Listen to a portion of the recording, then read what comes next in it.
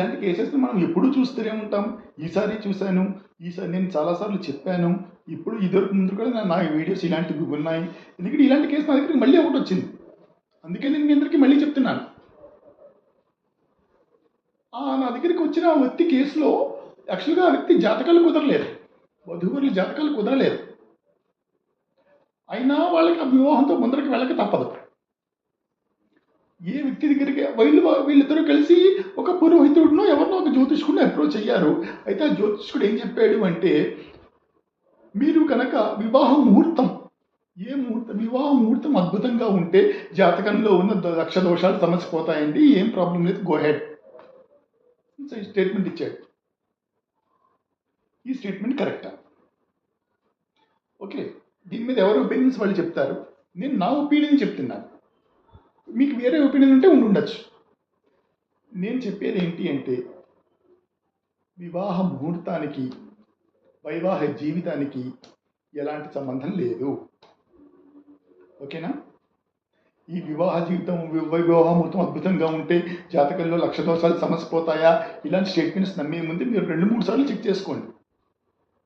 ఓకేనా? మరి అయితే వివాహ జీవితంలో వివాహ ముహూర్తాన్ని ఎందుకు పెడతారు?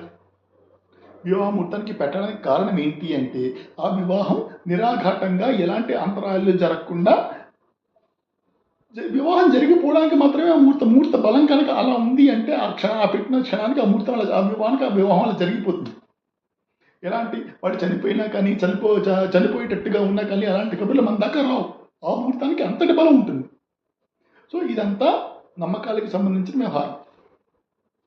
మరైతే జాతకాల పొంతన కుదరకపోతే, ఈ జాతకాలు కూడా మీ నమ్మకానికి సంబంధించిన ఒక వ్యవహారం, అంతే, అంతవరకే.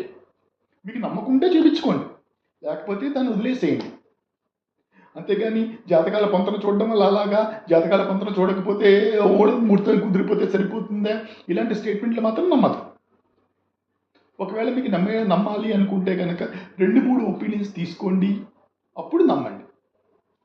ఓకేనా? ఒకవేళ ఇలాంటి విషయంలో ఎవరైనా సరే చాలా గట్టిగా నిరూపించగలిగితే కనుక నేను కూడా నా ఒపీనియన్ మార్చుకోవడానికి రెడీగా ఉన్నాను. ఓకేనా? మళ్ళీ చెప్తున్నాను, వైవాహిక జీవితానికి వివాహ ముహూర్తానికి ఎలాంటి సంబంధం లేదు. వైవాహిక జీవితం అద్భుతంగా ఉండాలి అంటే ఉండాల్సింది వధూవరుల మధ్యన అండర్స్టాండింగ్ ఉండాలి. వాళ్ళిద్దరి మధ్యన అండర్స్టాండింగ్ ఉన్నప్పుడు ఇలాంటి ముహూర్త బలం లేక ఉందా లేదా ఇలాంటివన్నీ ఏవి మీరు చూడాల్సిన అవసరం లేదు. ఇవాళ రేపు వధూవరులు